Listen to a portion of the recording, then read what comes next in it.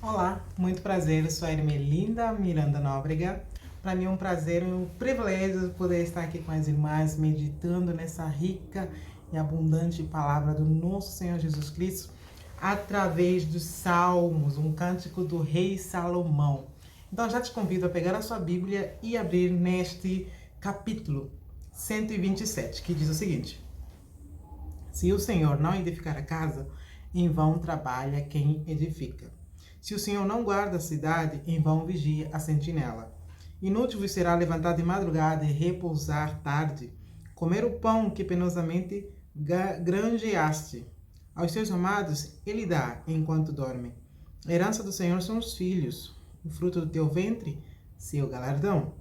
Como flechas na mão do guerreiro, assim os filhos da mocidade. Feliz o homem que enche dele a sua aljava, não será envergonhado quando pleitear com os inimigos à porta. Olha, este salmo ele é tão rico em detalhes que ele começa falando que se o Senhor não edifica a casa, em vão trabalha quem edifica, né? Então, aqui nos dá uma ideia de que se a gente não achar um pedreiro certo, um arquiteto que projeta a casa da forma certa, com os padrões perfeitos, se a gente não achar a pessoa certa para edificar a nossa casa, por mais que a nossa casa for bonitinha, for perfeita, ela será derrubada, ela vai à ruína. Então, da mesma forma somos nós.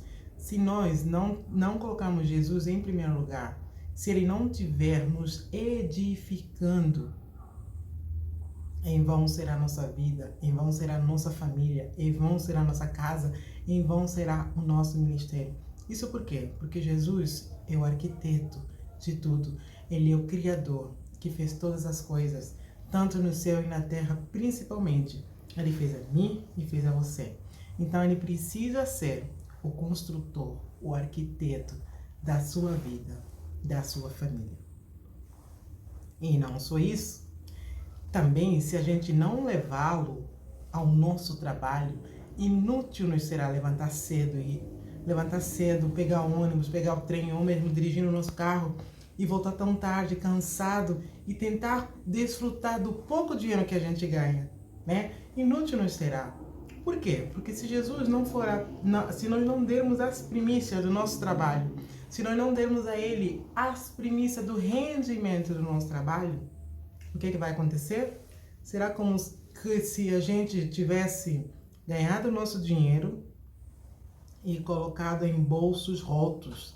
Sabe o que acontece quando você põe uma moedinha, mas o bolso da sua calça está furado? Sabe o que acontece? A moeda sai rolando pelo chão.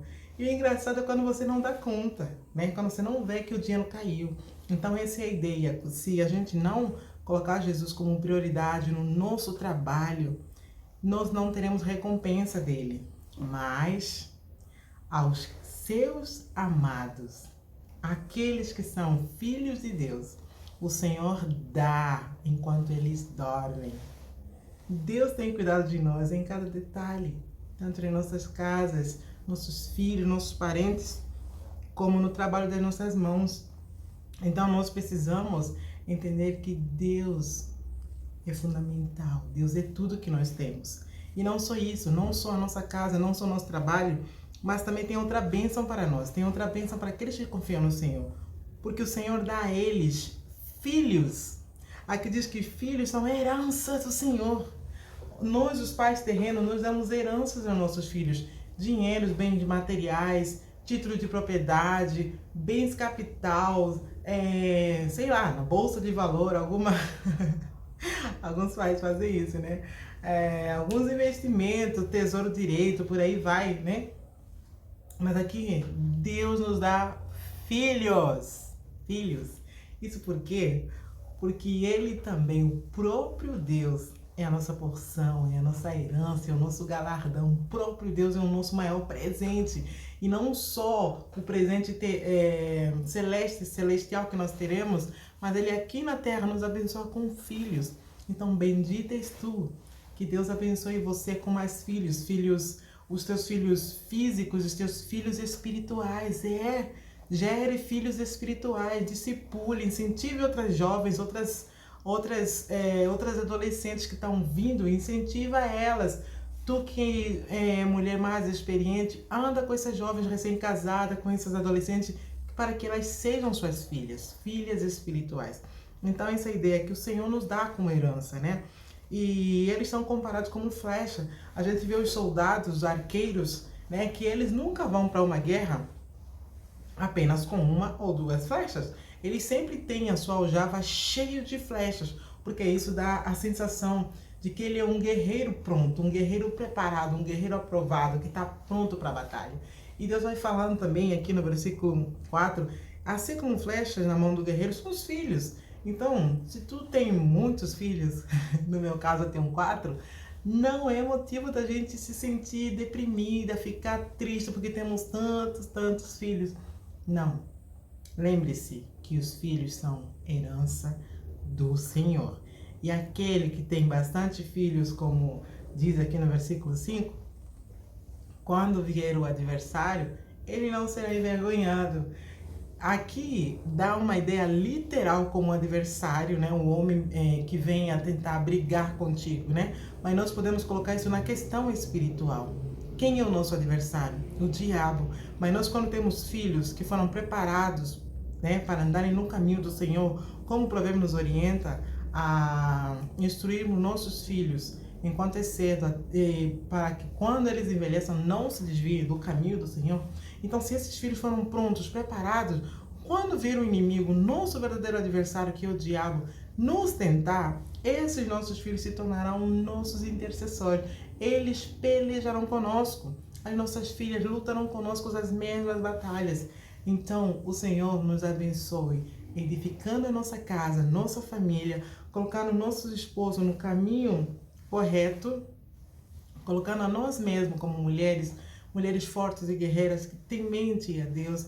Então é necessário nós termos buscarmos a Deus sempre essa edificação, porque nós somos o templo do Senhor, nós somos a morada de Deus. Então é necessário que nós sejamos edificados, sejamos castelo forte, sejamos uma casa que não se abala vindo as tempestades. Mas só Jesus poderá fazer isso por nós. A gente não consegue fazer com as nossas próprias mãos. Não. É através do poder do Espírito Santo e da sua palavra.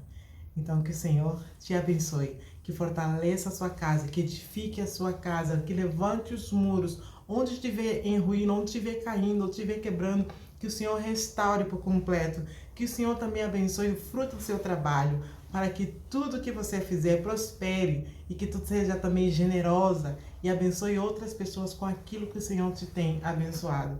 E que o Senhor proteja e guarde os seus filhos e que te dê mais filhos espirituais para a honra e glória do nosso Deus.